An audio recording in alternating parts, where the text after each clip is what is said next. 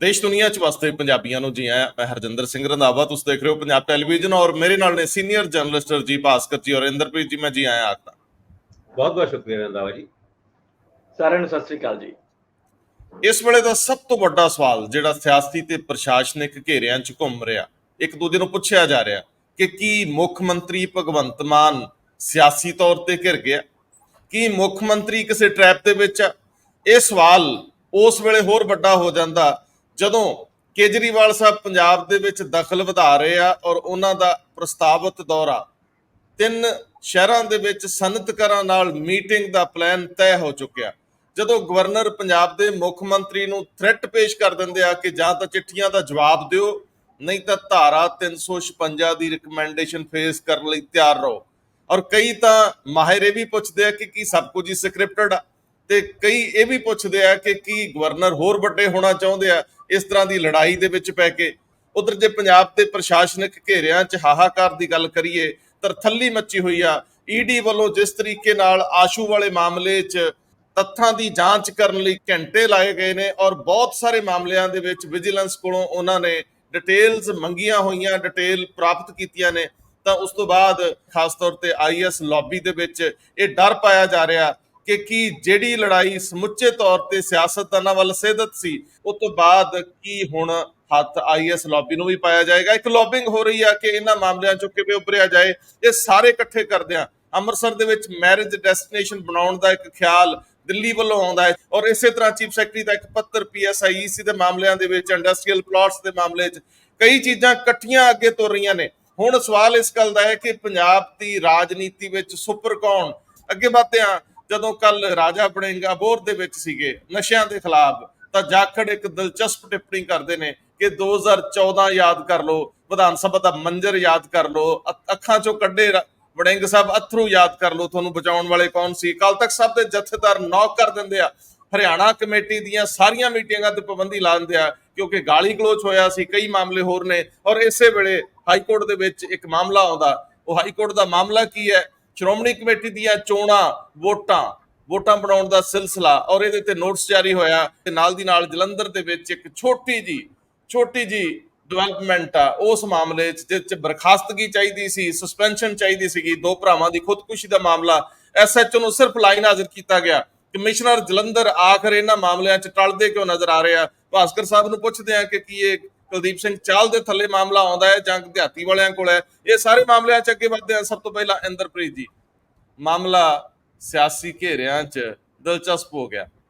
ਦਿੱਲੀ ਦੇ ਵਿੱਚ ਜ਼ਮੀਨ ਖਿਸਕ ਰਹੀ ਆ ਕੇਜਰੀਵਾਲ ਸਾਹਿਬ ਦੀ ਪੂਰੀ ਤਰ੍ਹਾਂ ਨਾਲ, ਔਰ ਬਹੁਤ ਸੀਮਤ ਕਰਤਾ ਗਿਆ ਉਹਨਾਂ ਨੂੰ। ਅੱਗੇ ਪਾਰਲੀਮੈਂਟ ਇਲੈਕਸ਼ਨ ਆ ਰਹੀ ਆ, ਸਾਰੇ ਨਜ਼ਰੀਏ ਤੋਂ, ਔਰ ਗਵਰਨਰ ਦਾ ਹਮਲਾ। ਇਹਨੂੰ ਇਕੱਠਿਆਂ ਕਰਕੇ ਤੋਰੋ ਜ਼ਰਾ।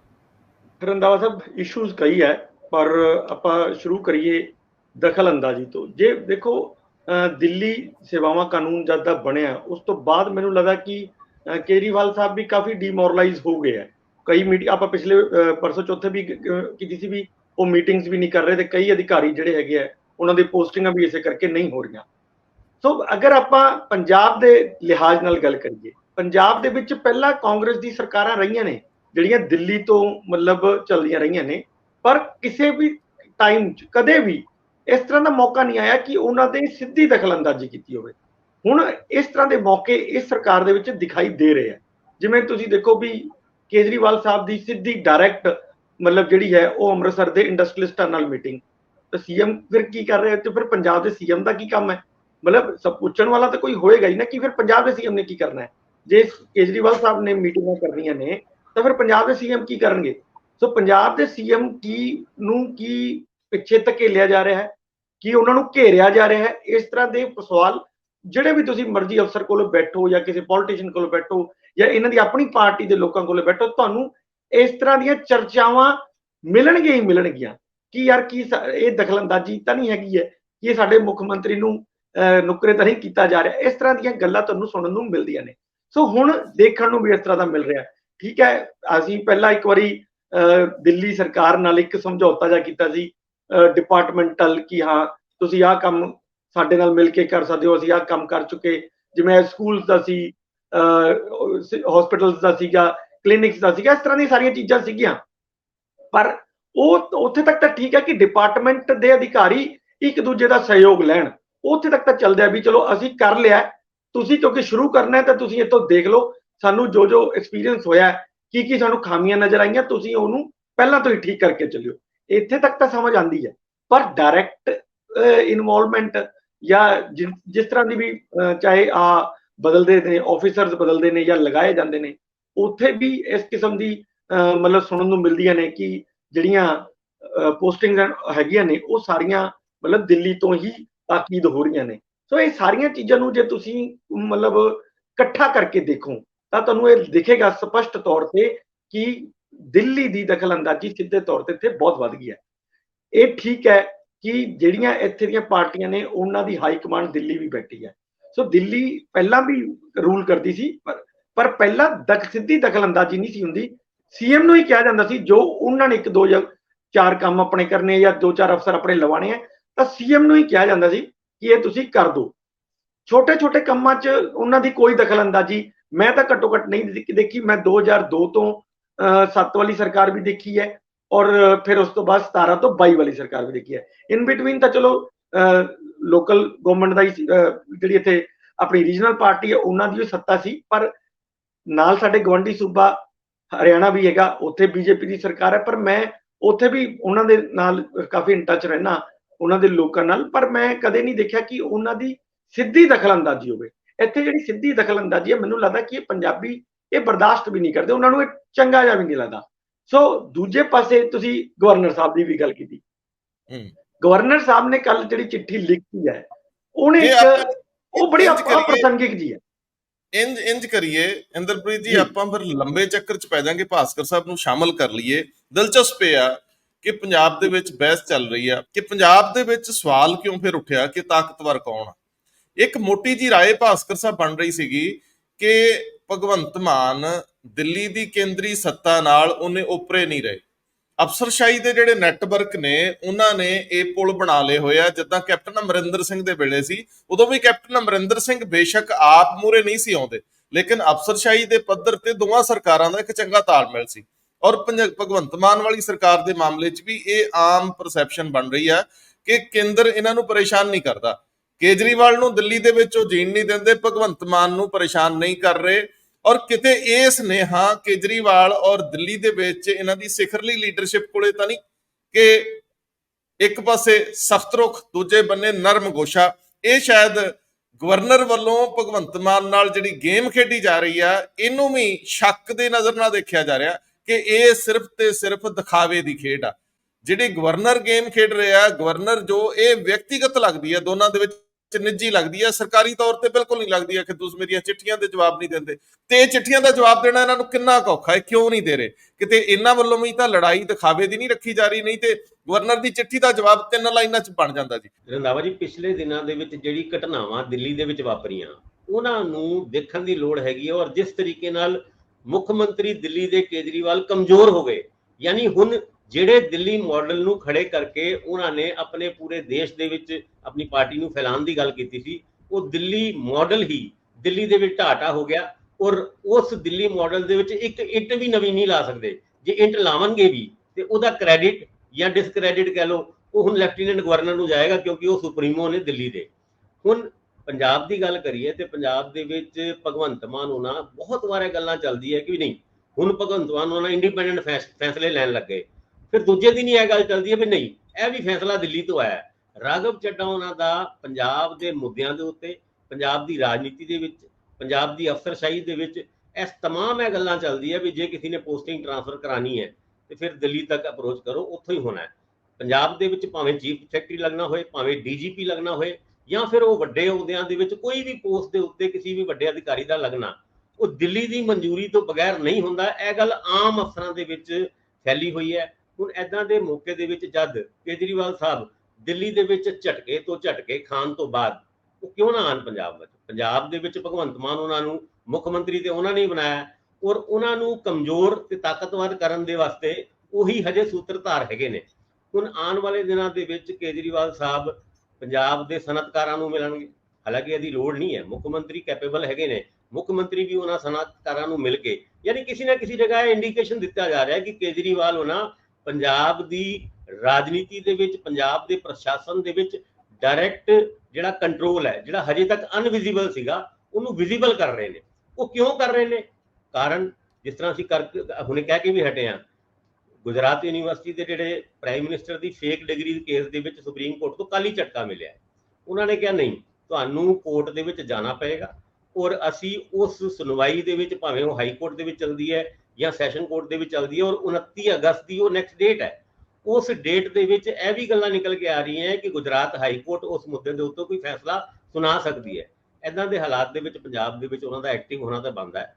ਅਗਰ ਸੁਪਰੀਮੋ ਹਵਲਦਾਰ ਹੋਏ ਔਰ ਸੁਪਰੀਮੋ ਦੇ ਚੇਲੇ ਮੁੱਖ ਮੰਤਰੀ ਯਾਨੀ ਐਸਐਸਪੀ ਹੋਣ ਤੇ ਫਿਰ ਫਰਕ ਤੇ ਪੈਂਦਾ ਹੈ। ਔਰ ਹੁਣ ਉਹ ਆਪਣੀ ਤਾਕਤ ਵਧਾਉਣ ਵਾਸਤੇ ਪੰਜਾਬ ਦੇ ਵਿੱਚ ਕੁਝ ਐਦਾਂ ਦੇ ਫੈਸਲੇ ਲੈ ਕੇ ਜਿਹਦੇ ਰਾਹੀਂ ਆਮ ਆਦਮੀ ਪਾਰਟੀ ਦੇ ਸੁਪਰੀਮੋ ਨੂੰ ਉਹਦਾ ਕ੍ਰੈਡਿਟ ਜਾਏ ਔਰ ਆਪਣਾ ਕੱਦ ਪੂਰੇ ਦੇਸ਼ ਦੇ ਵਿੱਚ ਵੱਡਾ ਕਰਨ ਦੀ ਇੱਕ ਜਿਹੜੀ ਕਵਾਇਦ ਹੈ, ਉਸ ਪਾਸੇ ਹੁਣ ਕੇਜਰੀਵਾਲ ਸਾਹਿਬ ਤੁਰਦੇ ਨਜ਼ਰ ਆਉਂਦੇ।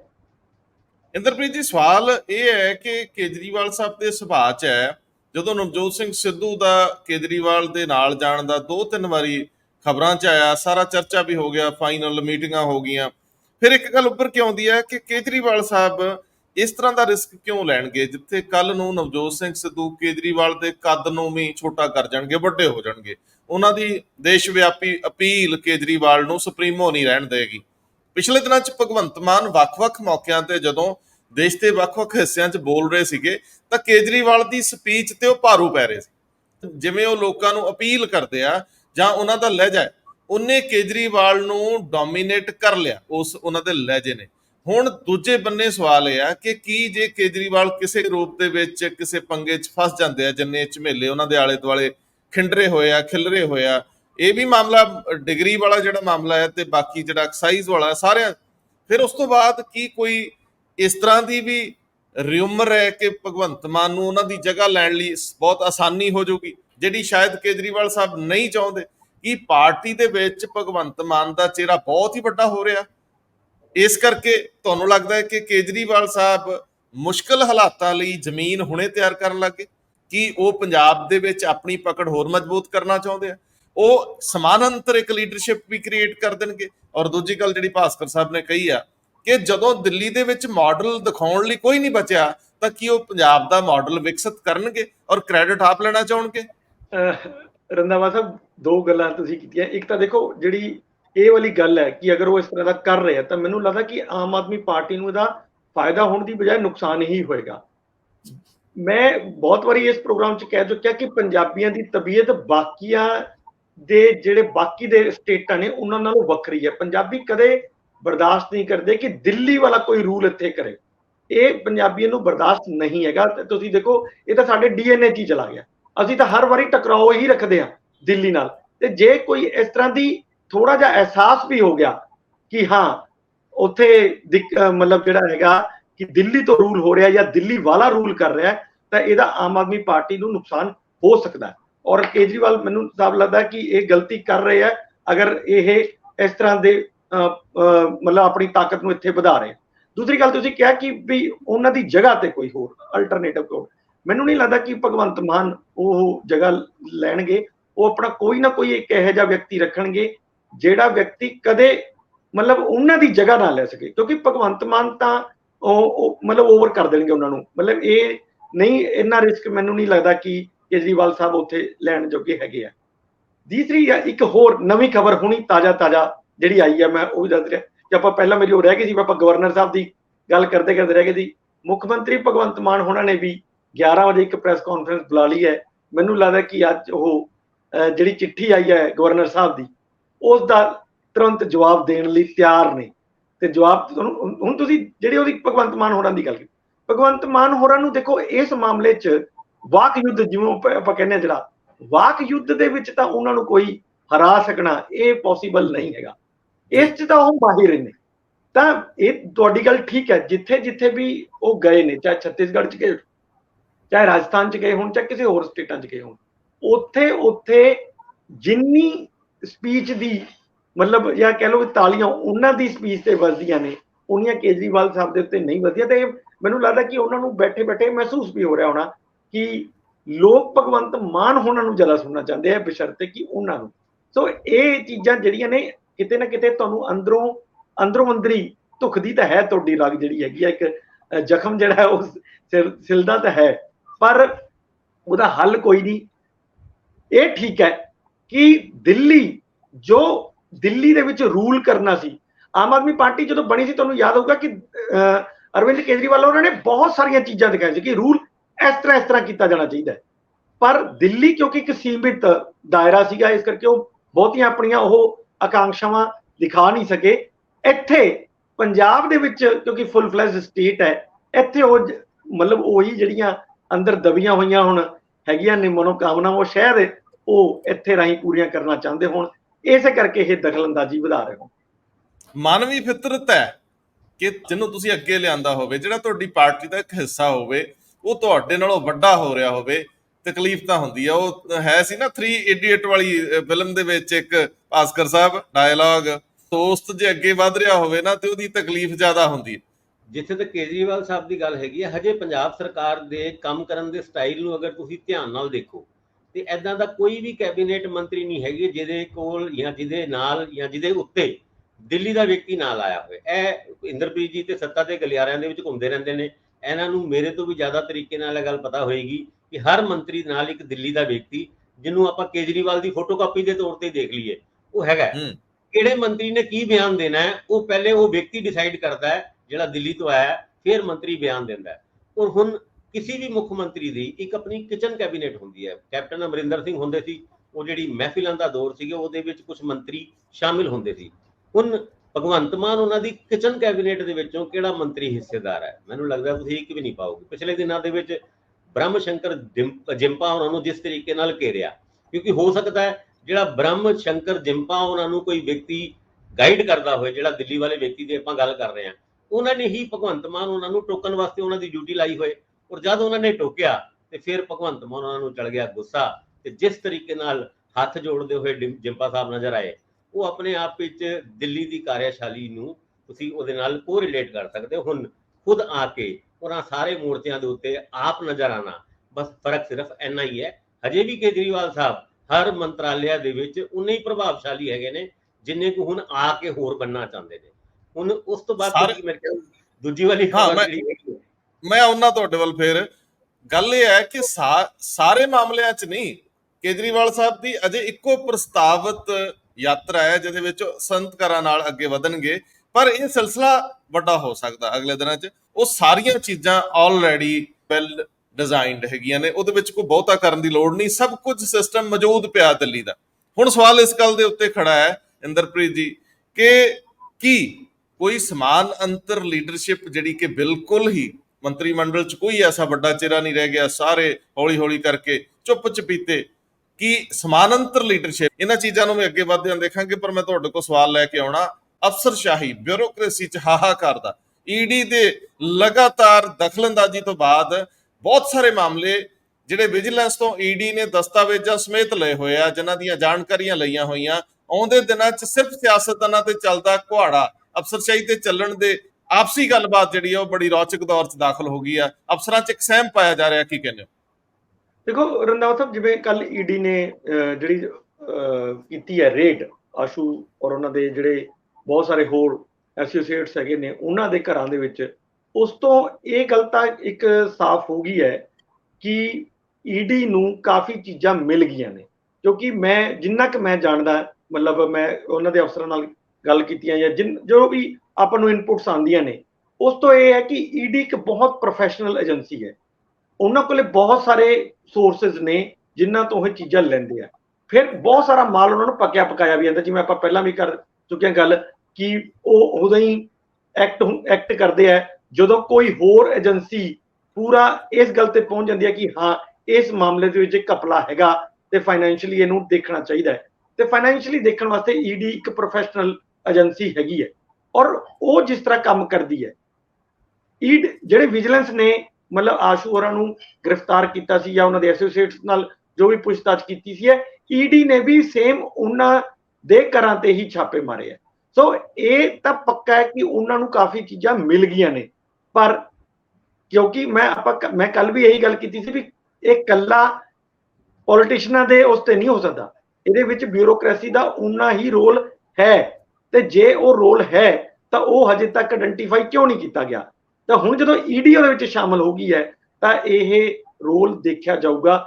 ਇਹ ਰੋਲ ਨੂੰ ਈਡੀ ਦੀ ਸ਼ਮੂਲੀਅਤ ਨੂੰ ਦੇਖਦੇ ਹੋਏ ਹੀ ਮਤਲਬ ਜਿਹੜੀ ਅਫਸਰਸ਼ਾਹੀ ਦੇ ਵਿੱਚ ਥੋੜਾ ਜਿਹਾ ਖੌਫ ਪੈਦਾ ਹੋ ਗਿਆ ਹੈ ਤੇ ਉਹ ਡਰ ਰਿਹਾ ਹੈ। ਮਤਲਬ ਆਪਣੇ ਆਪਣੇ ਜਿਹੜੇ ਉਹਨਾਂ ਦੇ ਬੈਚਮੇਟਸ ਨੇ ਜਾਂ ਪੁਲਿਸ ਵਾਲੇ ਬੈਚਮੇਟਸ ਨੇ ਉਹਨਾਂ ਤੋਂ ਪਤਾ ਲਗਾਉਣ ਦੀਆਂ ਕੋਸ਼ਿਸ਼ਾਂ ਚੱਲ ਰਹੀਆਂ ਨੇ ਵੀ ਕੀ ਗਾਜ਼ ਕਿਤੇ ਉਹਨਾਂ ਦੇ ਸਿਰ ਤੇ ਤਾਂ ਵੀ ਨਹੀਂ ਆ ਰਹੀ।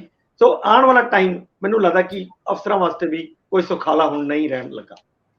ਭਾਸਕਰ ਸਾਹਿਬ, ਪੀਐਸਆਈਸੀ ਦੇ ਮਾਮਲੇ 'ਚ ਜਿਹੜਾ ਪੱਤਰ ਚੀਫ ਸੈਕਟਰੀ ਵੱਲੋਂ ਲਿਖਿਆ ਜਾਂਦਾ, ਇਸ ਮਾਮਲੇ 'ਚ ਵੀ ਈਡੀ ਨੇ ਦਸਤਾਵੇਜ਼ ਮੰਗੇ ਸੀਗੇ। ਮੈਨੂੰ ਯਾਦ ਹੈ ਇਸ ਗੱਲ ਨੂੰ ਸ਼ਾਇਦ Varinder Kumar special DGP intelligence ਤੇ ਵਿਜੀਲੈਂਸ ਤਸਦੀਕ ਕਰ ਸਕਣਗੇ ਕਿ ਵਿਜੀਲੈਂਸ ਉਦੋਂ ਜਦੋਂ ਕਾਰਵਾਈ ਲਈ ਅੱਗੇ ਵਧ ਰਹੀ ਸੀ ਤਾਂ ਸਾਰੇ ਆਈਐਸ ਅਫਸਰ ਲੌਬੀ ਤੇ ਪੀਸੀਐਸ ਖੜੇ ਹੋ ਗਏ ਸੀ। ਪੀਸੀਐਸ ਤਾਂ ਇੱਕ ਆਰਟੀਏ ਦੇ ਫੜੇ ਜਾਣ ਤੋਂ ਬਾਅਦ, ਲੇਕਿਨ ਆਈਐਸ ਲੌਬੀ ਇੱਕ ਆਈਐਸ ਅਫਸਰ ਤੇ ਪੀਐਸਆਈਸੀ ਦੇ ਮਾਮਲੇ ਦੇ ਵਿੱਚ ਕੇਸ ਰਜਿਸਟਰਡ ਹੋਣ ਤੋਂ ਬਾਅਦ ਬਹੁਤ ਪ੍ਰੈਸ਼ਰਾਈਜ਼ ਕਰ ਗਏ ਸੀ। ਗਵਰਨਮੈਂਟ ਪਿੱਛੇ ਹਟ ਗਈ ਸੀ, ਭਾਵੇਂ ਉਹਨਾਂ ਨੇ ਇੱਕ ਧਮਕੀ ਦਿੱਤੀ ਸੀਗੀ ਕਿ ਇੰਨੇ ਵਜੇ ਤੱਕ ਹਾਜ਼ਰ ਹੁੰਨੇ ਹੋ ਜਾਂ ਬਾਕੀ ਚੀਜ਼ਾਂ।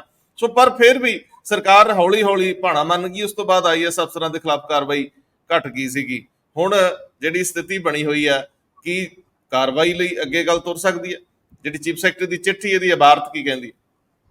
ਸਭ ਤੋਂ ਪਹਿਲੇ ਤਾਂ ਇਹ ਗੱਲ ਦੇਖਣੀ ਹੋਏਗੀ, ਮਾਰਚ ਦੇ ਮਹੀਨੇ ਦੇ ਵਿੱਚ ਵਿਜੀਲੈਂਸ ਬਿਊਰੋ ਦੇ ਹੁਣ ਡੀਜੀਪੀ ਸਾਹਿਬ ਹੈਗੇ ਨੇ ਵਰਿੰਦਰ ਕੁਮਾਰ, ਉਹਨਾਂ ਨੇ ਜੰਜੂਆ ਸਾਹਿਬ ਉਸ ਟਾਈਮ ਦੇ ਚੀਫ ਸੈਕਟਰੀ ਸਾਹਿਬ ਨੂੰ ਇੱਕ ਚਿੱਠੀ ਲਿਖੀ ਸੀ। ਉਹਦੇ ਵਿੱਚ ਡਿਟੇਲਡ ਰਿਪੋਰਟ ਮੰਗੀ ਸੀ ਜਿਸ ਤਰੀਕੇ ਨਾਲ ਪਲਾਟ ਅਲਾਟ ਕੀਤੇ ਗਏ ਨੇ ਵੱਡੇ ਵੱਡੇ ਲੋਕਾਂ ਨੂੰ, ਜਿਹਦੇ ਵਿੱਚ ਅਫਸਰ ਵੀ ਨੇ, ਪੋਲੀਟੀਸ਼ੀਅਨ ਵੀ ਨੇ ਔਰ ਬਿਊਰੋਕਰੈਟਸ ਤੇ ਹੈ ਹੀ ਨੇ। ਔਰ ਉਹਨਾਂ ਨੇ ਇਹ ਵੀ ਗੱਲ ਕੀਤੀ ਸੀ ਕਿ ਇਹਦੀ ਡਿਟੇਲਡ ਰਿਪੋਰਟ ਭੇਜੀ ਜਾਏ। ਔਰ ਉਸ ਤੋਂ ਬਾਅਦ ਹੀ ਜਿਹੜਾ ਜ਼ਿਕਰ ਤੁਸੀਂ ਕਰ ਰਹੇ ਹੋ, ਨਲੀਮਾ ਨੂੰ ਜਦ ਐਫਆਈਆਰ ਦੇ ਵਿੱਚ ਆਈਐਸ ਆਫੀਸਰ ਉਹਨਾਂ ਨੂੰ ਬੁੱਕ ਕੀਤਾ ਸੀ, ਉਸ ਤੋਂ ਬਾਅਦ ਇਸ ਕੇਸ ਦੇ ਵਿੱਚ ਪੀਐਸਆਈਸੀ ਨੇ ਔਰ ਵਿਜੀਲੈਂਸ ਬਿਊਰੋ ਨੇ ਡੱਕਾ ਨਹੀਂ ਤੋੜਿਆ। ਹੁਣ ਚੀਫ ਸੈਕਟਰੀ ਉਹਨਾਂ ਨੇ ਕੱਲ ਇੱਕ ਚਿੱਠੀ ਲਿਖੀ ਹੈ ਦੁਬਾਰਾ ਔਰ ਪੀਐਸਆਈਸੀ ਨੂੰ ਲਿਖਿਆ ਹੈ ਕਿ ਹੁਣ ਡਿਟੇਲਡ ਰਿਪੋਰਟ ਭੇਜੀ ਜਾਏ। ਉਹਨਾਂ ਸਾਰੇ ਸਵਾਲਾਂ ਦਾ ਜਵਾਬ ਜਿਹੜਾ ਵਿਜੀਲੈਂਸ ਨੇ ਚਿੱਠੀ ਲਿਖੀ ਸੀਗੀ ਉਸ ਵਕਤ ਜਦ ਮਾਰਚ ਦੇ ਮਹੀਨੇ ਦੇ ਵਿੱਚ, ਤੇ ਇਹਦਾ 2 ਹਫ਼ਤਿਆਂ ਦੇ ਵਿੱਚ ਜਵਾਬ ਦੇ ਦਿੱਤਾ ਜਾਏ। ਇਹਦਾ ਕਾਰਨ ਕੀ ਹੋ ਸਕਦਾ? ਕਿਉਂ ਮਾਮਲਾ ਫਿਰ ਦੁਬਾਰਾ ਇੱਕ ਤਰੀਕੇ ਨਾਲ ਲਾਈਮਲਾਈਟ ਵਿੱਚ ਆ ਰਿਹਾ ਹੈ? ਇਹਦੀ ਕੋਈ ਨਾ ਕੋਈ ਤਾਂ ਵਜ੍ਹਾ ਹੋਏਗੀ, ਕਿਸੇ ਨਾ ਕਿਸੇ ਜਗ੍ਹਾ ਤੋਂ ਉਹਦੇ ਤਾਰ ਹਿਲੇ ਹੋਣਗੇ। ਪਰ ਹਾਂ, ਚੀਫ ਸੈਕਟਰੀ ਅਨੁਰਾਗ ਵਰਮਾ ਨੇ ਉਸ ਡੈਡ ਇਸ਼ੂ ਨੂੰ ਅਲਾਈਵ ਜਾਂ ਲਾਈਵ ਕਰਨ ਦੀ ਕੋਸ਼ਿਸ਼ ਕੀਤੀ ਹੈ। ਔਰ ਉਸ ਤੋਂ ਬਾਅਦ 2 ਹਫ਼ਤਿਆਂ ਦੇ ਵਿੱਚ ਜਦ ਰਿਪੋਰਟ ਪੇਸ਼ ਹੋਏਗੀ ਤੇ ਇਹਨਾਂ ਮੁੱਦਿਆਂ ਦੇ ਉੱਤੇ ਜਿਹੜੀ ਉਸ ਨੈਕਸਸ ਦਾ ਜ਼ਿਕਰ ਕਰਦੇ ਸੀ, ਪੋਲੀਟੀਸ਼ੀਅਨਸ ਦਾ ਤੇ ਬਿਊਰੋਕਰੈਟਸ ਦਾ, ਔਰ ਇਹਨਾਂ ਪਲਾਟ ਅਲਾਟਮੈਂਟ ਦੇ ਮਾਮਲੇ ਦੇ ਵਿੱਚ ਜਿਸ ਤਰੀਕੇ ਦੀ ਬੰਦਰਬਾਂਟ ਕੀਤੀ ਗਈ, ਉਹਦਾ ਖੁਲਾਸਾ ਅੱਗੇ ਚੱਲ ਕੇ ਹੋਣ ਦੀ ਸੰਭਾਵਨਾ ਹੈ। ਨਾ ਕੇਵਲ ਪੀਐਸਆਈਸੀ ਤੋਂ ਉਸ ਗੁਲਮੋਹਰ ਟਾਊਨਸ਼ਿਪ ਦੀ ਡਿਟੇਲ ਪੁੱਛੀ ਗਈ, ਬਲਕਿ ਲੁਧਿਆਣਾ ਦੇ ਵਿੱਚ ਵੀ ਜਿਸ ਤਰੀਕੇ ਨਾਲ ਮੁੰਡਿਆ ਖੁਰਦ, ਮੁੰਡਿਆ ਕਲਾਂ ਔਰ ਨਾਂਗਲੀ ਨੀਚੀ ਪਿੰਡਾਂ ਦੇ ਵਿੱਚ ਜ਼ਮੀਨਾਂ ਦੀ ਅਲਾਟਮੈਂਟ ਹੋਈ ਸੀ, ਔਰ ਉਸ ਤੋਂ ਬਾਅਦ ਬਿਨਾਂ ਸੀਐਲਯੂ ਤੋਂ ਉੱਥੇ ਰੈਜ਼ੀਡੈਂਸ਼ੀਅਲ ਕਲੋਨੀਆਂ ਤੱਕ ਬਣ ਗਈ। ਉਹਨਾਂ ਸਾਰੇ ਮਾਮਲਿਆਂ ਦੇ ਵਿੱਚ ਰਿਪੋਰਟ ਹੁਣ ਮੰਗੀ ਗਈ ਹੈ। 2 ਹਫ਼ਤਿਆਂ ਦੇ ਵਿੱਚ ਆਉਂਦੀ ਹੈ ਕਿ ਨਹੀਂ ਆਉਂਦੀ ਹੈ? ਪਹਿਲੇ ਮਾਰਚ ਵਿੱਚ ਵੀ ਏਦਾਂ ਹੀ ਮੰਗੀ ਗਈ ਸੀ, ਨਹੀਂ ਆਈ ਸੀ ਰਿਪੋਰਟ। ਹੁਣ ਆਏਗੀ ਕਿ ਨਹੀਂ ਆਏਗੀ, ਇਹ ਦੇਖਣ ਵਾਲੀ ਗੱਲ। ਸੁੰਦਰ ਸ਼ਾਮ ਅਰੋੜਾ ਦਾ ਮਾਮਲਾ, ਫਿਲਿਪਸ ਵਾਲਾ ਉਹ ਮਾਮਲਾ, ਬਾਕੀ ਸਾਰੇ ਕਈ ਮਾਮਲੇ ਅੱਗੇ ਵਧਣ ਵਾਲੇ ਆਉਂਦੇ ਦਿਨਾਂ ਦੇ ਵਿੱਚ ਜੇ ਈਡੀ ਇਹਨਾਂ ਨੂੰ 1 ਬਾਈ 1 ਟੇਕਅਪ ਕਰਨ ਲੱਗ ਗਈ ਤਾਂ ਮੈਨੂੰ ਲੱਗਦਾ ਕਿ ਅਫਸਰਸ਼ਾਹੀ ਦੇ ਵਿੱਚ ਜਿਹੜਾ ਇੱਕ ਸਹਿਮ, ਇੱਕ ਖੌਫ, ਦਸਤਖਤ ਨਾ ਕਰਨ ਦਾ ਇੱਕ ਟ੍ਰੈਂਡ ਅੱਜ ਕੱਲ੍ਹ ਸ਼ੁਰੂ ਹੋਇਆ। ਕੋਈ ਜ਼ਿੰਮੇਵਾਰੀ ਲੈਣ ਲਈ ਤਿਆਰ ਨਹੀਂ, ਇੱਕ ਦੂਜੇ ਤੇ ਸੁੱਟੀਆਂ ਜਾ ਰਹੀਆਂ ਨੇ। ਸੋ ਇਹ ਸਾਰੀਆਂ ਗੱਲਾਂ ਹੋਰ ਵੱਡੀਆਂ ਹੋਣਗੀਆਂ, ਸਰਕਾਰ ਦੀ ਵਰਕਿੰਗ ਦੇ ਉੱਤੇ ਇਹਦਾ ਅਸਰ ਆਊਗਾ। ਇੰਦਰਪ੍ਰੀਤ ਜੀ, ਤੁਸੀਂ ਮੈਰਿਜ ਡੈਸਟੀਨੇਸ਼ਨ ਦੀ ਗੱਲ ਕਰ ਰਹੇ ਸੀ ਕਿ ਇਹ ਅੰਮ੍ਰਿਤਸਰ ਨੂੰ ਮੈਰਿਜ ਡੈਸਟੀਨੇਸ਼ਨ ਬਣਾਉਣ ਲਈ ਕੇਜਰੀਵਾਲ ਸਾਹਿਬ ਦੇ ਮਨ ਦੀ ਇੱਕ ਚਾਹਤ ਆ ਕਿ ਅਸੀਂ ਅੰਮ੍ਰਿਤਸਰ ਦੇ ਵਿੱਚ ਇਸ ਤਰ੍ਹਾਂ ਦਾ ਵੀ ਕੋਈ, ਉਹ ਵੀ ਇਸ ਮਾਡਲ ਨੂੰ ਹੀ ਅੱਗੇ ਵਧਾਉਣਾ ਚਾਹੁੰਦੇ, ਮਾਡਲ ਵੀ ਦਿਖਾਉਣਾ ਚਾਹੁੰਦੇ, ਜਿਸ ਤਰੀਕੇ ਨਾਲ ਉਹ ਸੰਤ ਕਰਨ ਨਾਲ ਅੱਗੇ ਵਧਣਾ ਚਾਹੁੰਦੇ। ਬੜੀ ਚੰਗੀ, ਜਦੋਂ ਅੰਮ੍ਰਿਤਸਰ ਦੀ ਖਬਰ ਆਉਂਦੀ ਹੈ ਮੈਨੂੰ ਹਮੇਸ਼ਾ ਹੁੰਦਾ ਹੈ ਕਿ ਤੁਸੀਂ ਅੰਮ੍ਰਿਤਸਰ ਨੂੰ ਇੱਕ ਆਈਟੀ ਹੱਬ ਬਣਾ ਸਕਦੇ ਸੀ, ਇੰਡਸਟਰੀਅਲ ਪਾਰਕ ਬਣਾ ਸਕਦੇ ਸੀ, ਅੰਮ੍ਰਿਤਸਰ ਦੀ ਟੈਕਸਟਾਈਲ ਇੰਡਸਟਰੀ ਅੱਛੀ ਸੀਗੀ। ਉਹ ਸਾਰਾ ਕੁਝ ਹੌਲੀ ਹੌਲੀ ਖਤਮ ਹੁੰਦਾ ਗਿਆ। ਇੱਥੇ ਵੱਡੀਆਂ ਸੰਸਥਾਵਾਂ ਆਈਆਂ, ਕੋਈ ਬਠਿੰਡੇ ਨੂੰ ਚਲੇ ਗਈ, ਕੋਈ ਕਿਤੇ ਕੋ ਲੈ ਗਿਆ।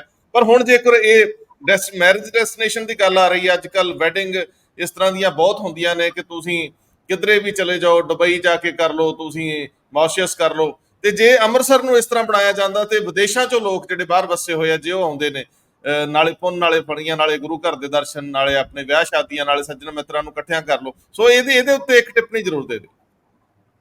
ਰੰਧਾਵਾ ਸਾਹਿਬ, ਦੇਖੋ ਅੰਮ੍ਰਿਤਸਰ ਇੱਕ ਬਹੁਤ ਵੱਡਾ ਟੂਰਿਸਟ ਹੱਬ ਤਾਂ ਆਲਰੇਡੀ ਹੈ। ਬੇਸ਼ੱਕ ਉਹ ਹਜੇ ਰਿਲੀਜੀਅਸ ਟੂਰਿਸਟ ਹੱਬ ਦੇ ਤੌਰ ਤੇ ਗਿਣਿਆ ਜਾਂਦਾ, ਪਰ ਉਹ ਹੈਗਾ। ਬਹੁਤ ਲੋਕ ਜਿਹੜੇ ਦਰਬਾਰ ਸਾਹਿਬ ਮੱਥਾ ਟੇਕਣ ਆਉਂਦੇ ਨੇ, ਹੁਣ ਵੱਖ-ਵੱਖ ਧਰਮਾਂ ਦੇ ਲੋਕ ਆਉਂਦੇ ਆ, ਵੱਖ-ਵੱਖ ਕਾਸਟਾਂ ਦੇ ਲੋਕ ਆਉਂਦੇ ਆ, ਉਸ ਤਾਂ ਕੋਈ ਰਿਹਾ ਹੀ ਨਹੀਂ, ਸਭ ਤਰ੍ਹਾਂ ਦੇ ਲੋਕ ਉੱਥੇ ਆਉਂਦੇ ਆ। ਨਾਲ ਉਹੀ ਲੋਕ ਸਾਰੇ ਫਿਰ ਉੱਥੇ ਵੀ ਜਾਂਦੇ ਆ, ਆਪਣੇ ਰੀਟਰੀਟ ਸੈਰੇਮਨੀ ਦੇਖਣ ਜਾਂਦੇ ਆ, ਹੋਰ ਵੀ ਜਿਹੜੇ ਕਈ ਥਾਵਾਂ ਨੇ। ਪਰ ਇਸ ਤਰ੍ਹਾਂ ਦਾ ਨਹੀਂ ਹੈ ਕਿ ਤੁਸੀਂ ਉਹਨਾਂ ਨੂੰ 2 ਜਾਂ 3 ਦਿਨ ਰੁਕਵਾ ਸਕੋ। ਇੱਕ ਇਹਦੀ ਉੱਥੇ ਬਹੁਤ ਲੋੜ ਹੈ। ਦੂਜਾ, ਇਹ ਜਿਹੜੀ ਗੱਲ ਹੈਗੀ ਹੈ, ਕਿਉਂਕਿ ਅਸੀਂ ਸਭ ਪੰਜਾਬੀ ਸਿੱਖ ਪਰਿਵਾਰਾਂ ਨਾਲ ਸੰਬੰਧਿਤ ਲੋਕ ਆ। ਜਦੋਂ ਵੀ ਸਾਡੇ ਘਰਾਂ ਦੇ ਵਿੱਚ ਵਿਆਹ ਹੁੰਦੇ ਨੇ ਤੇ ਸਭ ਤੋਂ ਪਹਿਲੀ ਕੋਸ਼ਿਸ਼ ਇਹ ਹੁੰਦੀ ਹੈ ਕਿ ਨਵੀਂ ਵਿਆਹੀ ਜੋੜੀ ਜਿਹੜੀ ਹੈਗੀ ਆ ਉਹ ਦਰਬਾਰ ਸਾਹਿਬ ਜ਼ਰੂਰ ਮੱਥਾ ਟੇਕਿਆ, ਉੱਥੋਂ ਆਸ਼ੀਰਵਾਦ ਲੈ ਕੇ ਆਪਣਾ ਗ੍ਰਸਤ ਜੀਵਨ ਅੱਗੇ ਸ਼ੁਰੂ ਕਰੇ। ਇਸੇ ਕਨਸੈਪਟ ਨੂੰ ਉਹ ਦੇਖਿਆ ਜਾ ਰਿਹਾ ਹੈ ਕਿ ਜੇ ਆਪਾਂ ਇਸ ਤਰ੍ਹਾਂ ਜਾਣਾ ਹੀ ਹੁੰਦਾ ਤਾਂ ਆਪਾਂ ਇੱਥੇ ਡੈਸਟੀਨੇਸ਼ਨ ਵਾਲਾ ਪੁਆਇੰਟ ਕਿਉਂ ਨਹੀਂ ਬਣਾਉਂਦੇ।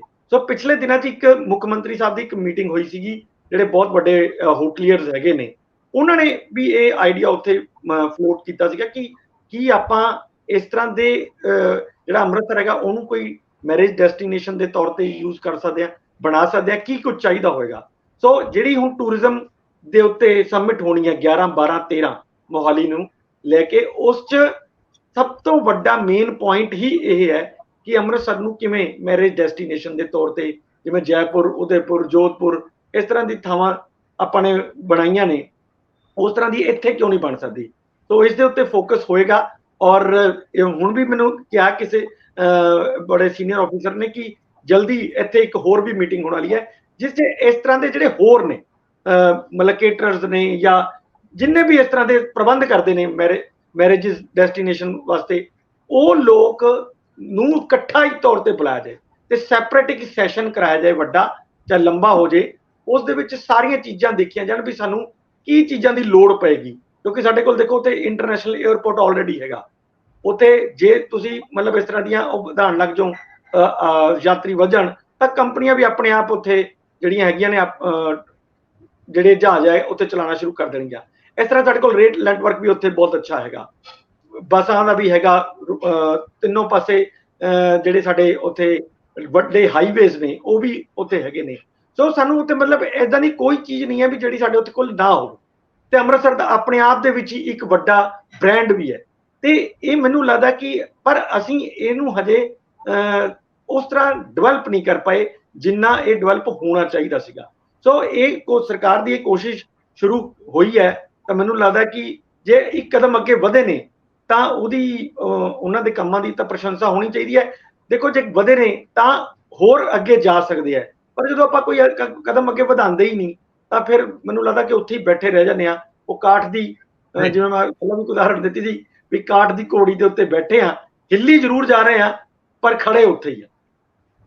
ਚੀਫ ਸੈਕਟਰੀ ਸਾਹਿਬ ਨੂੰ ਚਾਹੀਦਾ ਹੈ ਕਿ ਇਸ ਤਰ੍ਹਾਂ ਦੀ ਮੀਟਿੰਗ ਅੰਮ੍ਰਿਤਸਰ 'ਚ ਹੀ ਰੱਖਣ, ਜਿਨ੍ਹਾਂ ਨੂੰ ਤੁਸੀਂ ਉਦਮੀਆਂ ਨੂੰ ਸੱਦਣਾ, ਅੰਮ੍ਰਿਤਸਰ ਦੇ ਵਿੱਚ ਬੈਠੋ, ਅੰਮ੍ਰਿਤਸਰ ਦੇ ਵਿੱਚ ਹੀ ਫਾਇਦੇ ਨੁਕਸਾਨ ਦੇਖੋ।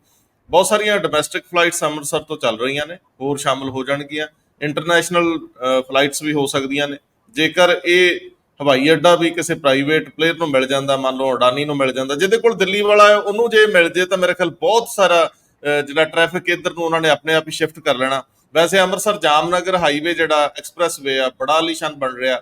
ਸਾਡੇ ਇੱਥੇ ਜ਼ਮੀਨਾਂ ਅਕਵਾਇਰ ਕਰਨ ਦੇ ਮਾਮਲੇ ਹੈਗੇ ਆ, ਪਰ ਫਿਰ ਵੀ ਬਣ ਜਾਣਾ ਦੇਰ ਸਵੇਰ। ਔਰ ਜਿਸ ਤਰੀਕੇ ਨਾਲ ਇੱਥੋਂ ਦਿੱਲੀ ਤੱਕ ਦਾ ਜਿਹੜਾ ਐਕਸਪ੍ਰੈਸ-ਵੇ ਆ, ਜਿਹੜਾ ਕਟੜਾ ਨੂੰ ਜੋੜਦਾ ਹੈ, ਉਹ ਵੀ ਬੜਾ ਆਲੀਸ਼ਾਨ ਬਣਨ ਵਾਲਾ। ਸੋ ਇਹ ਬਹੁਤ ਸਫ਼ਰ ਘਟਣ ਵਾਲੇ ਆ, ਲੋਕਾਂ ਨੂੰ ਈਜ਼ੀਲੀ ਆਉਣਾ ਜਾਣਾ ਕਾਰਾਂ ਤੇ, ਫਿਰ ਇਸ ਤੋਂ ਅੱਗੇ ਗਾਂਹ ਵਧਣਾ ਕਾਫੀ ਆਸਾਨ ਹੋਣ ਵਾਲਾ। ਪਰ ਇੰਦਰਪ੍ਰੀਤ ਜੀ, ਮੈਂ ਭਾਸਕਰ ਸਾਹਿਬ ਕੋਲ ਜਾਊਂਗਾ, 2-3 ਘਟਨਾਵਾਂ ਜਲੰਧਰ ਦੀ ਵੀ ਆ ਔਰ ਅੰਮ੍ਰਿਤਸਰ ਦੀ, ਉਹਨਾਂ ਸਾਰੀਆਂ ਨੂੰ ਲੈਂਦੇ ਆ, ਇਕੱਠਿਆਂ ਕਰਦੇ। ਪਰ ਇੱਕ ਲਾਸਟ ਗੱਲ ਤੁਸੀਂ ਜ਼ਰੂਰ ਕਰ ਦਿਓ ਕਿ ਮੁੱਖ ਮੰਤਰੀ ਜਦੋਂ ਅੱਜ ਜਿਹੜੀ ਪ੍ਰੈਸ ਕਾਨਫਰੰਸ ਕਰਨਗੇ, ਤਾਂ ਤੁਹਾਨੂੰ ਲੱਗਦਾ ਹੈ ਕਿ ਗਵਰਨਰ ਸਾਹਿਬ ਦੀ ਇੱਕ ਗੱਲ ਉਹ ਜਵਾਬ ਦੇਣਗੇ? ਹਾਲਾਂਕਿ ਹੋ ਸਕਦਾ ਕਿ ਉਹ ਚਿੱਠੀ ਵੀ ਦਿਖਾਉਣ ਕਿ ਮੈਂ ਚਿੱਠੀ ਗਵਰਨਰ ਸਾਹਿਬ ਨੂੰ ਚਿੱਠੀ 'ਚ ਵੀ ਜਵਾਬ ਦੇ ਰਿਹਾ, ਤੇ ਮੈਂ ਲੋਕਾਂ ਨੂੰ ਵੀ ਰੂਬਰੂ ਹੋ ਰਿਹਾ ਕਿ ਅਸੀਂ ਸੰਵਿਧਾਨਕ ਤੌਰ ਤੇ ਕਿਤੇ ਵੀ ਗਲਤ ਨਹੀਂ। ਅੱਜ ਉਹ ਪਿਛਲੇ ਸੈਸ਼ਨ ਦਾ ਵੀ ਜ਼ਿਕਰ ਕਰ ਸਕਦੇ ਨੇ, ਅੱਜ ਉਹ 4 ਬਿੱਲਾਂ ਦਾ ਵੀ ਕਰ ਸਕਦੇ ਜਿਹੜੇ ਫਸੇ ਹੋਏ, ਉਸ ਤੋਂ ਪਹਿਲੇ ਬਿੱਲ ਵੀ ਕੁਝ ਫਸੇ ਹੋਏ ਆ। ਤੁਸੀਂ ਦੱਸਿਆ ਸੀ ਕਿ ਵਿਜੀਲੈਂਸ ਕਮਿਸ਼ਨ ਵਾਲੀ ਗੱਲ। ਸੋ ਮੈਂ ਇਹ ਇੱਕ ਵਾਰੀ ਤੁਹਾਡੇ ਤੋਂ ਫਿਰ ਸਮਝਣਾ ਚਾਹੁੰਦਾ ਕਿ ਜਿਹੜੀ ਨਵੀਂ ਟਸਲ ਹੈ ਕੱਲ ਦੀ ਗਵਰਨਰ ਸਾਹਿਬ ਨੇ ਸ਼ੁਰੂ ਕੀਤੀ ਹੈ, ਅਨਵਾਂਟਡ ਜੀ ਲੱਗਦੀ ਸੀ, ਕੋਈ ਇਹੋ ਜਿਹਾ ਮੌਕਾ ਮੇਲ ਮਾਹੌਲ ਤਾਂ ਹੈ ਨਹੀਂ ਸੀ, ਕੋਈ ਪ੍ਰੋਵੋਕੇਸ਼ਨ ਵੀ ਸੀਗੀ ਨਹੀਂ ਕਿਸੇ ਵੱਲੋਂ। ਪਰ ਇਹ ਮਾਮਲਾ ਜਿਹੜਾ ਇੱਕ ਤਰ੍ਹਾਂ ਨਾਲ ਉਹ ਆਪਣੇ ਸੁਪਰੀਮੋ ਨੂੰ ਵੀ ਦਿਖਾ ਸਕਣਗੇ, ਕੇਜਰੀਵਾਲ ਸਾਹਿਬ ਨੂੰ, ਭਗਵੰਤ ਮਾਨ, ਕੇ ਮੈਂ ਕੇਂਦਰ ਨਾਲ ਲੜਨ ਲਈ ਇੱਕ ਡਾ ਕੇ ਖੜਾ ਹੈ, ਤੇ ਪੂਰੇ ਜ਼ੋਰ ਨਾਲ ਉਹ ਇੱਕ ਡਾਉਣ ਗਿਆ। ਜਿੰਜ ਲੱਗ ਰਿਹਾ ਤੁਹਾਨੂੰ? ਔਰ ਇਹ ਲੜਾਈ ਜੇਕਰ ਸਕ੍ਰਿਪਟਡ ਨਹੀਂ ਹੈ, ਜੇ ਇਹ ਧਰਾਤਲ ਤੇ ਹੈ, ਤਾਂ ਇਹਦਾ ਐਂਡ ਕੀ ਹੋਣ ਵਾਲਾ, ਅੰਜਾਮ ਕੀ ਹੋਣ ਵਾਲਾ? 356 ਤਾਂ ਲੱਗਣੀ ਨਹੀਂ, ਇਹ ਤਾਂ ਹੁਣ ਦੂਰ ਦੀ ਕੌਡੀ ਇਲੈਕਸ਼ਨ ਅੱਗੇ ਸਾਹਮਣੇ ਆ ਗਈ ਆ। ਫਾਇਦਾ ਪੰਜਾਬ ਦੇ ਵਿੱਚ ਸਾਰੀਆਂ ਸੀਟਾਂ ਹੁੰਜ ਕੇ ਲੈ ਜਾਊਗੀ ਆਮ ਆਦਮੀ ਪਾਰਟੀ, ਭਗਵੰਤ ਮਾਨ, ਜੇ ਉਹਨਾਂ ਨੂੰ ਕੋਈ ਇਹੋ ਜਿਹਾ ਨੁਕਸਾਨ ਝੇਲਣਾ ਵੀ ਪੈਂਦਾ ਤਾਂ ਕੀ ਕਹਿੰਦੇ ਹੋ? ਹਾਂ ਬਿਲਕੁਲ, ਮੈਨੂੰ ਲੱਗਦਾ ਕਿ ਹੁਣ ਦੇਖੋ 356 ਦੀ ਗੱਲ ਤਾਂ ਬਹੁਤ ਦੂਰ ਦੀ ਰਹਿ ਗਈ ਹੈ। ਕੱਲ ਉਹਨਾਂ ਦੇ ਜਿਹੜੇ ਸਪੋਕਸਮੈਨ ਹੈਗੇ ਆ ਮਾਲਵਿੰਦਰ ਕੰਗ, ਉਹਨਾਂ ਨੇ ਇੱਕ ਬੜੀ ਅੱਛੀ ਗੱਲ ਕਹੀ ਸੀਗੀ ਵੀ ਜੇ 356 ਹੀ ਲਗਾਣੀ ਹੈ ਤਾਂ ਫਿਰ ਮਣੀਪੁਰ 'ਚ ਲਗਾਓ, ਉੱਥੇ ਕਿਉਂ ਨਹੀਂ ਲਗਾ ਰਹੇ ਜਿੱਥੇ ਇੰਨਾ ਮਤਲਬ ਨੰਗਾ ਨਾਚ ਹੋ ਰਿਹਾ ਹੈ, ਤੇ ਉੱਥੇ ਤੁਸੀਂ ਕਿਉਂ ਨਹੀਂ ਇਹ ਜਿਹੇ ਕੰਮ ਕਰ ਰਹੇ? ਹਰਿਆਣੇ 'ਚ ਕਿਉਂ ਨਹੀਂ ਕਰ ਰਹੇ ਜਿੱਥੇ ਨੂੰਹ ਦੇ ਵਿੱਚ ਇੰਨਾ ਮੌਤ ਦਾ ਤਾਂਡਵ ਰਚਿਆ ਗਿਆ ਹੈ?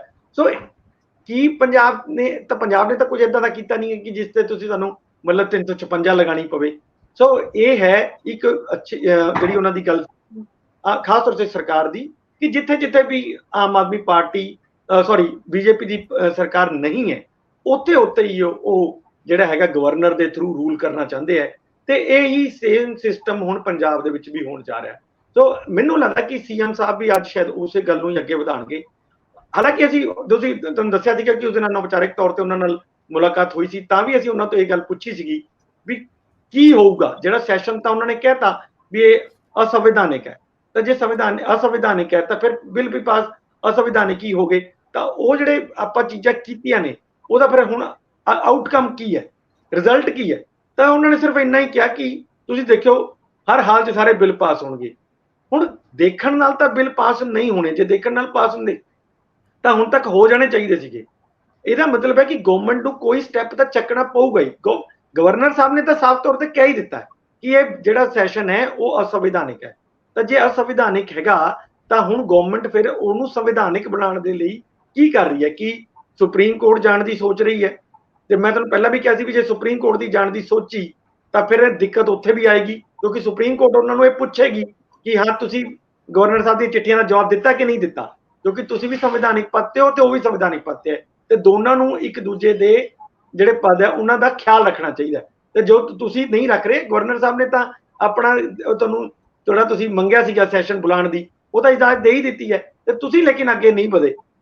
ਸੋ ਇਹਨਾਂ ਚੀਜ਼ਾਂ ਦਾ ਜਵਾਬ ਮੇਰਾ ਖਿਆਲ ਹੈ ਕਿ ਸਰਕਾਰ ਕੋਲੇ ਨਹੀਂ ਹੈਗਾ, ਇਸ ਕਰਕੇ ਸੁਪਰੀਮ ਕੋਰਟ ਜਾਣ ਤੋਂ ਵੀ ਝਿਜਕ ਰਹੇਗੀ। ਹੁਣ ਅੱਜ ਸੀਐਮ ਸਾਹਿਬ ਇਸ ਦੇ ਉੱਤੇ ਕੀ ਦੱਸਦੇ ਹੈ, ਇਹ ਹੁਣ ਥੋੜੀ ਦੇਰ ਤੱਕ ਪਤਾ ਚੱਲ ਜਾਏਗਾ। 11 ਵਜੇ ਉਹਨਾਂ ਨੇ ਬੁਲਾਈ ਹੈ ਪ੍ਰੈਸ ਕਾਨਫਰੰਸ, ਦੇਖਦੇ ਹਾਂ ਕਿ ਕੀ ਹੁੰਦਾ ਉਹਦੇ 'ਚ। ਜਦੋਂ ਤੁਸੀਂ ਸੰਵਿਧਾਨਕ ਤੌਰ ਤੇ ਸਹੁੰ ਚੁੱਕ ਕੇ ਕੋਈ ਜ਼ਿੰਮੇਵਾਰੀ ਗ੍ਰਹਿਣ ਕਰਦੇ ਹੋ ਤੇ ਉਸ ਤੋਂ ਬਾਅਦ ਜੋ ਵੀ ਟਰਮ ਐਂਡ ਕੰਡੀਸ਼ਨਸ ਹੁੰਦੀਆਂ ਉਹਦੇ ਅਨੁਸਾਰ ਚੱਲਣ 'ਚ ਕੋਈ ਝਿਜਕ ਹੋਣੀ ਨਹੀਂ ਚਾਹੀਦੀ। ਮੈਂ ਵੱਡਾ ਜਾਂ ਉਹ ਕਾਨੂੰਨ ਜਿਹਦੇ ਤਹਿਤ ਤੁਸੀਂ ਸਹੁੰ ਚੁੱਕ ਕੇ ਆਏ, ਇੱਕ ਸਧਾਰਨ ਬੰਦੇ ਤੋਂ ਮੁੱਖ ਮੰਤਰੀ ਬਣੇ ਤੇ ਗਵਰਨਰ ਬਣੇ, ਤੁਹਾਨੂੰ ਉਹਨਾਂ ਜ਼ਿੰਮੇਵਾਰੀਆਂ ਦਾ ਅਹਿਸਾਸ ਹੋਣਾ ਚਾਹੀਦਾ।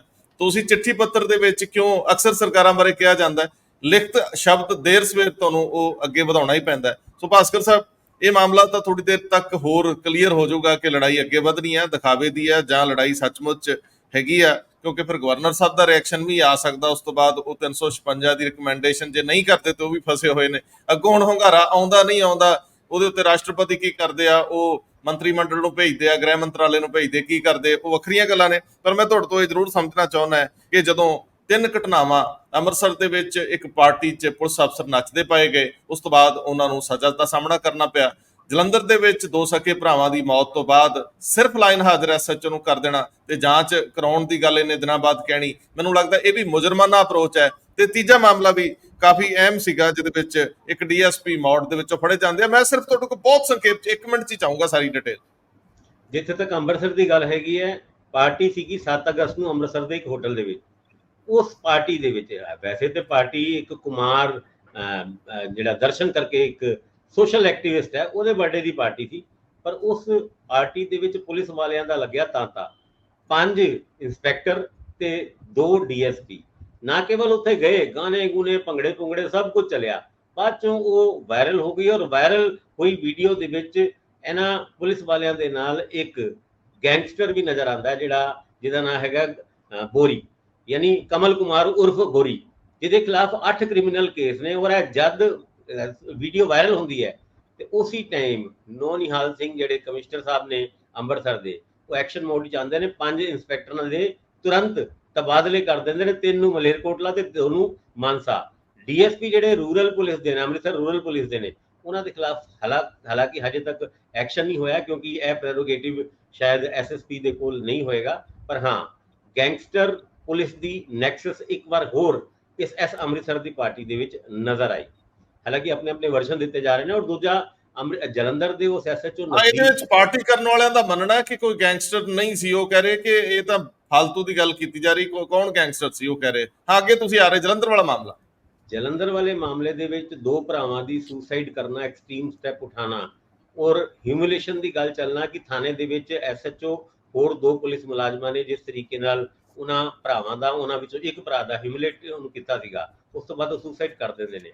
ਇਹ ਮਾਮਲਾ ਜਿਹੜੇ ਕੁਲਦੀਪ ਸਿੰਘ ਚਾਲ ਪੁਲਿਸ ਕਮਿਸ਼ਨਰ ਦੇ ਦਫ਼ਤਰ ਵਿੱਚ ਕੱਲ ਪਹੁੰਚਿਆ, ਜਦ ਪਰਿਵਾਰ ਮੈਂਬਰਾਂ ਨੇ ਕੰਪਲੇਂਟ ਕੀਤੀ ਤੇ ਉਸ ਤੋਂ ਬਾਅਦ ਇਨਕੁਆਇਰੀ ਮਾਰਕ ਹੋ ਗਈ ਤੇ ਨਵਦੀਪ ਸਿੰਘ ਐਸਐਚਓ ਨੂੰ ਲਾਈਨ ਹਾਜ਼ਰ ਕਰਤਾ। ਔਰ ਇਹ ਨਵਦੀਪ ਸਿੰਘ ਐਸਐਚਓ ਉਹੀ ਐਸਐਚਓ ਹੈ ਜਿਹੜਾ ਕੋਵਿਡ ਦੇ ਟਾਈਮ ਵਿੱਚ ਫਗਵਾੜੇ ਦੇ ਵਿੱਚ, ਤੁਹਾਨੂੰ ਯਾਦ ਹੋਏਗਾ, ਇੱਕ ਰੇੜੀ ਤੇ ਲੱਤ ਮਾਰੀ ਸੀਗੀ, ਤਦ ਵੀ ਇਹ ਕੰਟਰੋਵਰਸੀ ਪੈਦਾ ਹੋਈ ਸੀ। ਪਰ ਕੁਲਦੀਪ ਸਿੰਘ ਚਾਲ ਉਹਨਾਂ ਦਾ ਇੰਨੀ ਦੇਰ ਨਾਲ ਐਕਸ਼ਨ ਲੈਣਾ ਔਰ ਇਸ ਇਨਸੀਡੈਂਟ ਤੋਂ ਬਾਅਦ ਚੁੱਪ ਰਹਿਣਾ, ਯਾਨੀ ਇਹ ਸਾਰੀ ਗੱਲਾਂ ਕਿਸੇ ਨਾ ਕਿਸੇ ਜਗ੍ਹਾ ਪੁਲਿਸ ਨੂੰ ਵੀ ਇੱਕ ਘੇਰੇ ਦੇ ਵਿੱਚ, ਸ਼ੱਕ ਦੇ ਘੇਰੇ ਦੇ ਵਿੱਚ ਲੈ ਕੇ ਆਉਂਦੀ ਹੈ ਕਿ ਇਦਾਂ ਦੇ ਸੈਂਸਿਟਿਵ ਮਾਮਲਿਆਂ ਦੇ ਵਿੱਚ ਪੁਲਿਸ ਕਿੰਨੀ ਕੁ ਸੈਂਸਿਟਿਵ ਹੈਗੀ ਹੈ। ਔਰ ਤੀਜਾ ਮਾਮਲਾ ਅਗਰ ਗੱਲ ਕਰੀਏ ਤੇ ਡੀਐਸਪੀ ਮੌੜ ਦਾ, ਬਲਜੀਤ ਸਿੰਘ ਬਰਾੜ, ਉਹਨਾਂ ਨੇ ਇੱਕ ਮਾਈਨਰ ਵਿਅਕਤੀ ਨੂੰ ਇੱਕ ਮਾਰ ਕੁਟਾਈ ਦੇ ਕੇਸ ਤੋਂ ਕੱਢਣ ਵਾਸਤੇ ਰਿਸ਼ਵਤ ਮੰਗ ਲਈ ਲੱਖ ਰੁਪਏ, ਪਰ 30,000 ਤੇ ਗੱਲ ਬਣੀ। ਜਦ ਰਿਸ਼ਵਤ ਦਿੱਤੀ ਜਾ ਰਹੀ ਸੀ ਤੇ ਰੰਗੇ ਹੱਥੋਂ ਵਿਜੀਲੈਂਸ ਬਿਊਰੋ ਨੇ ਫੜ ਲਿਆ ਤੇ ਹੁਣ ਪ੍ਰੀਵੈਂਸ਼ਨ ਆਫ ਕਰਪਸ਼ਨ ਐਕਟ ਦੇ ਵਿੱਚ ਉਹ ਅੰਦਰ ਨੇ। ਡੀਐਸਪੀ ਲੈਵਲ ਦੇ ਵਿਅਕਤੀ ਦਾ ਰੰਗੇ ਹੱਥੋਂ ਫੜੇ ਜਾਣਾ ਉਹ ਆਪਣੇ ਆਪ ਵਿੱਚ ਪੰਜਾਬ ਪੁਲਿਸ ਜੋ ਚਰਚਾ ਦਾ ਵਿਸ਼ਾ ਬਣੀ ਹੋਈ ਹੈ। ਜੋ ਦੋ ਮਾਮਲੇ ਤੇ ਹੁਣੇ ਡਿਸਕਸ ਕਰਕੇ ਹਟੇ ਆ, ਇਸ ਤੋਂ ਪਹਿਲੇ ਰਾਜਜੀਤ ਦਾ ਮਾਮਲਾ ਆਇਆ, ਹੋਰ ਮਾਮਲੇ, ਉਹਨਾਂ ਮਾਮਲਿਆਂ ਨੂੰ ਹੁਣ ਫਿਰ ਇੱਕ ਵਾਰ ਧੁਲ ਮਿਲਿਆ। ਜਦੋਂ ਅੱਗ ਵਰਦੀ ਹੋਵੇ, ਕੋਈ ਦਲੇਰੀ ਬੰਦੇ ਹੁੰਦੇ ਇਹੋ ਜਿਹੀ ਜੁਰਤ ਕਰਨ ਵਾਲੇ, ਮੈਨੂੰ ਲੱਗਦਾ ਸਨਮਾਨ ਵੀ ਦੇਣਾ ਚਾਹੀਦਾ ਇਹੋ ਜਿਹੇ ਵਿਅਕਤੀਆਂ ਨੂੰ। ਜਦੋਂ ਚਾਰ ਛੁਪੇਰੇ ਟਰੈਪ ਲੱਗੇ ਹੋਣ ਤੇ ਤੁਸੀਂ ਇਹੋ ਜਿਹਾ ਫਾਹ ਲੈ ਰਹੇ ਹੋਵੋ। ਇੰਦਰਪ੍ਰੀਤ ਜੀ, ਆਖਰੀ ਗੱਲ ਬਹੁਤ ਕਾਲੀ ਦੇ ਵਿੱਚ, ਵੜਿੰਗ ਤੇ ਜਾਖੜ, ਰਾਜਾ ਵੜਿੰਗ ਤੇ ਸੁਨੀਲ ਜਾਖੜ, ਸੰਦੀਪ ਜਾਖੜ, ਚੰਗਾ ਰਫੜ ਤਾਂ ਪਿਆ ਹੀ ਹੋਇਆ। ਕੱਲ ਅਬੋਹਰ ਦੇ ਵਿੱਚ ਧਰਨਾ ਦੇ ਕੇ ਬੈਠੇ ਸੀ ਨਸ਼ਿਆਂ ਦੇ ਖਿਲਾਫ ਵੜਿੰਗ ਸਾਹਿਬ, ਰਾਜਾ ਵੜਿੰਗ, ਕਾਂਗਰਸ ਦੇ ਪ੍ਰਧਾਨ ਪ੍ਰਦੇਸ਼ ਦੇ, ਤੇ ਸੁਨੀਲ ਜਾਖੜ ਵੀ ਬੜੇ ਤੱਤੇ ਸੀ। ਉਹ ਕਹਿੰਦੇ ਵੀ ਤੁਹਾਡਾ ਯਾਦ ਕਰੋ ਅਥਰੂ ਕੱਢਣੇ ਵਿਧਾਨ ਸਭਾ ਦੇ ਵਿੱਚ। ਇਹ ਗੱਲ ਇੱਕ ਵਾਰੀ ਸੁਣਾ ਦਿਓ ਬਸ। ਮਤਲਬ ਦੇਖੋ, ਮੈਨੂੰ ਨਹੀਂ ਲੱਗਦਾ ਕਿ ਅਬੋਹਰ ਦੇ ਵਿੱਚ ਕੋਈ ਜਿਹੜਾ ਇਹ ਨਸ਼ਿਆਂ ਨੂੰ ਲੈ ਕੇ ਕੋਈ ਇਸ ਤਰ੍ਹਾਂ ਦਾ ਕੋਈ ਇਨਸੀਡੈਂਟ ਸੀਗਾ ਕਿ ਜਿਹਦੇ ਖਿਲਾਫ ਅਬੋਹਰ 'ਚ ਜਾ ਕੇ ਰੈਲੀ ਕਰਨੀ ਸੀ। ਰੈਲੀ ਤਾਂ ਸਿਰਫ, ਜਾਂ ਧਰਨਾ ਜਿਹੜਾ ਸੀਗਾ ਉਹ ਸਿਰਫ ਔਰ ਸਿਰਫ ਕਾਂਗਰਸ ਦੇ ਜਿਹੜੇ ਵਿਧਾਇਕ ਰਹੇ ਸੀਗੇ ਜਿਹਨੂੰ ਨਿਲੰਬਿਤ ਕੀਤਾ, ਸੰਦੀਪ ਜਾਖੜ ਔਰ ਸੁਨੀਲ ਜਾਖੜ, ਦੋ ਇੱਕ ਤਰ੍ਹਾਂ ਦਾ ਦੱਸਣਾ ਕਿ ਪਾਰਟੀ ਦਾ ਕਾਡਰ ਹਜੇ ਪਾਰਟੀ ਦੇ ਨਾਲ ਹੈ। ਚਾਹੇ ਤੁਸੀਂ ਸਾਰੇ ਐਮਸੀ ਲੈ ਗਏ, ਚਾਹੇ ਸਾਡੇ ਵਿਧਾਇਕ ਨੂੰ ਵੀ ਤੁਸੀਂ ਆਪਣੇ ਨਾਲ ਹੀ ਰੱਖਿਆ ਹੋਇਆ, ਪਰ ਕਾਂਗਰਸ ਦਾ ਕਾਡਰ ਉੱਥੇ ਹੀ ਖੜਾ ਹੈ। ਸੋ ਇਹ ਇੱਕ ਸੰਦੇਸ਼ ਦੇਣਾ ਸੀ। ਪਰ ਜਿਹੜਾ ਸੁਨੀਲ ਜਾਖੜ ਹੋਰਾਂ ਨੇ ਫਿਰ ਉਹਦਾ ਪਲਟਵਾਰ ਕਰਕੇ ਜਵਾਬ ਦਿੱਤਾ ਹੈ। ਉਹਨਾਂ ਨੇ ਕਿਹਾ ਵੀ ਦੇਖੋ, ਨਸ਼ਿਆਂ ਦੇ ਖਿਲਾਫ ਧਰਨਾ ਉਹ ਵਿਅਕਤੀ ਦੇ ਰਿਹਾ ਹੈ ਜਿਹੜਾ 2014 ਦੇ ਵਿੱਚ ਜਿਹੜਾ ਨਸ਼ੇ ਦੇ ਕੰਮ ਕਰਦੇ ਸੀਗੇ, ਉਹਨਾਂ ਤੋਂ ਪੈਸੇ ਲੈ ਕੇ ਇਲੈਕਸ਼ਨ ਲੜਦਾ ਰਿਹਾ। ਇਹ ਆਰੋਪ ਲੱਗਿਆ ਸੀ ਔਰ ਇਸ ਦੇ ਉੱਤੇ ਉਹਨਾਂ ਨੇ ਕਿਹਾ ਵੀ ਇਹ ਤਾਂ ਅਥਰੂ ਬਹਾ ਰਿਹਾ ਸੀ ਉਦੋਂ ਵਿਧਾਨ ਸਭਾ ਦੇ ਅੰਦਰ। ਤਾਂ ਇਹ ਤਾਂ ਮੈਂ ਨਹੀਂ ਕਹਿ ਰਿਹਾ, ਇਹ ਤਾਂ ਵਿਧਾਨ ਸਭਾ ਦਾ ਰਿਕਾਰਡ ਹੀ ਕਹਿ ਰਿਹਾ। ਸੋ ਇੱਕ ਦੂਜੇ ਦੇ ਉੱਤੇ ਆਰੋਪ ਪ੍ਰਤਿਆਰੋਪ ਦਾ ਸਿਲਸਿਲਾ ਸ਼ੁਰੂ ਹੋ ਗਿਆ ਹੈ। ਮੈਨੂੰ ਲੱਗਦਾ ਕਿ ਹੁਣ ਹਜੇ ਦੂਰ ਚੱਲੂਗਾ, ਕਿਉਂਕਿ ਕਾਂਗਰਸ ਨੂੰ ਵੀ ਪਤਾ ਹੈ ਜਾਂ ਕਾਂਗਰਸ ਦੇ ਨੇਤਾਵਾਂ ਨੂੰ ਵੀ ਪਤਾ ਹੈ ਕਿ ਜਿਹੜਾ ਉਹਨਾਂ ਦਾ ਕਾਡਰ ਅਗਰ ਖਿਸਕ ਕੇ ਗਿਆ ਤਾਂ ਜ਼ਿਆਦਾਤਰ ਕਾਂਗਰਸ ਉਹ ਬੀਜੇਪੀ 'ਚ ਜਾਏਗਾ, ਜਿਹੜਾ ਹਿੰਦੂ ਸੈਕਸ਼ਨ ਹੈ। ਜਿਹੜਾ ਬਾਕੀ ਦਾ ਹੈ, ਚਲੋ ਉਹ ਤਾਂ ਆਮ ਆਦਮੀ ਪਾਰਟੀ 'ਚ ਵੀ ਜਾ ਸਕਦਾ ਹੈ, ਕਿਤੇ ਇੱਧਰ ਉੱਧਰ ਵੀ ਹੋ ਸਕਦਾ ਹੈ। ਪਰ ਜੇ ਕਾਂਗਰਸ ਨੂੰ ਖੋਰਾ ਲੱਗਿਆ ਤਾਂ ਵੱਡਾ ਸੈਕਸ਼ਨ ਜਿਹੜਾ ਹੈ ਉਹ ਬੀਜੇਪੀ ਦੇ ਵਿੱਚ ਜਾਏਗਾ। ਜਿਹੜੀ 2000 ਹੁਣ ਚਾਹੇ ਹੁਣ ਪਹਿਲਾਂ 24 ਦਾ, ਉਸ ਤੋਂ ਬਾਅਦ ਜਿਹੜਾ 27 ਦਾ, ਜਿਸ ਤਰ੍ਹਾਂ ਬੀਜੇਪੀ ਪ੍ਰਸਾਰ ਕਰ ਰਹੀ ਹੈ ਆਪਣਾ, ਮੈਨੂੰ ਲੱਗਦਾ ਕਿ ਇਹ ਉਹਨਾਂ ਲਈ ਔਖਾ ਹੋ ਜਾਣਾ, ਕਿਉਂਕਿ ਉਹ ਜਾਣਦੇ ਹੈ ਕਿ ਸੁਨੀਲ ਜਾਖੜ ਘਾਗ ਰਹੇ ਨੇ ਕਾਂਗਰਸ ਦੇ ਇੱਥੇ, ਤੇ ਉਹਨਾਂ ਨਾਲ ਸਾਰੇ ਨੇਤਾਵਾਂ ਦਾ ਸਹਿਚਾਰ ਵੀ ਬਹੁਤ ਹੈ, ਤੇ ਜੇ ਉਹ ਲੈ ਕੇ ਜਾਣਾ ਚਾਹਣਗੇ ਤਾਂ ਹੌਲੀ ਹੌਲੀ ਕਰਕੇ ਲੈ ਵੀ ਜਾਣਗੇ। ਆਖਰੀ ਖਬਰ ਜਿਹੜੀ ਮੈਂ ਆਪ ਹੀ ਨਰੇਟ ਕਰ ਦਿੰਦਾ, ਉਹਦੇ ਵਿੱਚ ਬੜਾ ਕਲੀਅਰ ਕਿਹਾ, ਹਾਈ ਕੋਰਟ ਵਿੱਚ ਕੱਲ ਇਹ ਮਾਮਲਾ ਆਇਆ ਸੀ, ਸ਼੍ਰੋਮਣੀ ਕਮੇਟੀ ਦੀਆਂ ਚੋਣਾਂ ਜਿਹੜੀਆਂ ਦੇਰ ਤੋਂ ਨਹੀਂ ਹੋਈਆਂ, ਤੇ Punjab and Haryana high court ਦੇ ਜਸਟਿਸ ਵਿਨੋਦ ਐਸ ਭਾਰਦਵਾਜ ਦੀ ਬੈਂਚ ਕੋਲ ਇਹ ਮਾਮਲਾ ਸੀਗਾ। ਉਹਨਾਂ ਨੇ ਪੰਜਾਬ ਤੇ ਜੋਟੀ ਸਰਕਾਰ ਨੂੰ ਪੁੱਛਿਆ, ਪੰਜਾਬ ਸਰਕਾਰ ਨੂੰ ਤੇ ਜੋਟੀ ਚੰਡੀਗੜ੍ਹ ਨੂੰ ਪੁੱਛਿਆ ਹੈ ਕਿ ਤੁਸੀਂ ਚੋਣਾਂ ਲਈ ਜਿਹੜੀ ਵੋਟਰ ਸੂਚੀ ਹੈ ਕਦੋਂ ਤੱਕ ਬਣਾ ਲਓਗੇ, ਤੇ ਨਾਲ ਦੀ ਨਾਲ ਹੀ ਉਹਦੇ ਨਾਲ ਜਿਹੜੇ ਕਦੋਂ ਤੱਕ ਕਮਿਸ਼ਨਰ ਨਿਯੁਕਤ ਕਰ ਦੋਗੇ ਯੂਟੀ ਨੂੰ? ਔਰ ਇਹ ਹਿਮਾਚਲ ਦੇ ਵਿੱਚ ਵੀ ਮਾਮਲਾ ਇਸੇ ਤਰ੍ਹਾਂ ਜਾਊਗਾ। ਸ਼ਾਇਦ ਕੋਈ ਇਲੈਕਸ਼ਨ ਹੋਣ ਦੀ ਗੁੰਜਾਇਸ਼ ਬਣ ਜੇ ਜਿਹੜੀ ਕਿ ਸਿਆਸਤਦਾਨ ਕਦੇ ਵੀ ਸਮੇਂ ਸਿਰ ਨਹੀਂ ਕਰਾਉਂਦੇ। ਤੇ ਇੱਕ ਹੋਰ ਮਾਮਲੇ 'ਚ ਅਕਾਲ ਤਖਤ ਸਾਹਿਬ ਦੇ ਜਥੇਦਾਰ ਨੇ ਹਰਿਆਣਾ ਸਿੱਖ ਗੁਰਦੁਆਰਾ ਪ੍ਰਬੰਧਕ ਕਮੇਟੀ ਨੂੰ ਸਾਫ਼ ਕਰਤਾ ਕਿ ਕੋਈ ਮੀਟਿੰਗ ਨਾ ਕਰੋ, ਕਿਉਂਕਿ ਤੁਸੀਂ ਮੀਟਿੰਗ ਕਰਨ ਦੇ ਕਾਬਿਲ ਹੀ ਨਹੀਂ। ਕਹਿਣ ਦਾ ਮਤਲਬ ਤਾਂ ਸਿੱਧਾ ਇਹੀ ਹੈ ਕਿ ਜਦੋਂ ਜੋਤੀ ਬਤਾਣ ਕਰੋਗੇ ਸਿੱਖ ਸਰੂਪ ਨੂੰ ਖੋਰਾ ਲੱਗਦਾ ਹੈ, ਉੱਥੇ ਗਾਲਾਂ ਕੱਢਦੇ ਹੋ। ਤੇ ਮੈਨੂੰ ਲੱਗਦਾ ਕਿ ਇਹੋ ਜਿਹੇ ਜਿਹੜੇ ਸੋ ਕਾਲਡ ਅਖੌਤੀ ਲੀਡਰ ਆ, ਇਹਨਾਂ ਨੂੰ ਆਪਣੀ ਹੁਣ ਮੰਜੇ ਥੱਲੇ ਇੱਕ ਵਾਰੀ ਸੋਟਾ ਫੇਰ ਲੈਣਾ ਚਾਹੀਦਾ, ਕਿਉਂਕਿ ਸਾਰਾ ਦਿਨ ਦੂਜਿਆਂ ਨੂੰ ਭੰਡਣ ਤੇ ਲੱਗੇ ਰਹਿੰਦੇ ਆ। ਇਹਨਾਂ ਨੂੰ ਸੋਚਣਾ ਚਾਹੀਦਾ ਕਿ ਜੋ ਕੁਝ ਕਰ ਰਹੇ ਆ ਇਹਨਾਂ ਦੇ ਕਿਰਦਾਰ ਨਾਲ ਔਰ ਇਹਨਾਂ ਦੇ ਕਿੱਤੇ ਨਾਲ ਮੈਚ ਕਰਦਾ ਕਿ ਨਹੀਂ। ਬਹੁਤ ਮਿਹਰਬਾਨੀ, ਬਹੁਤ ਧੰਨਵਾਦ। ਧੰਨਵਾਦ ਜੀ। Thank you.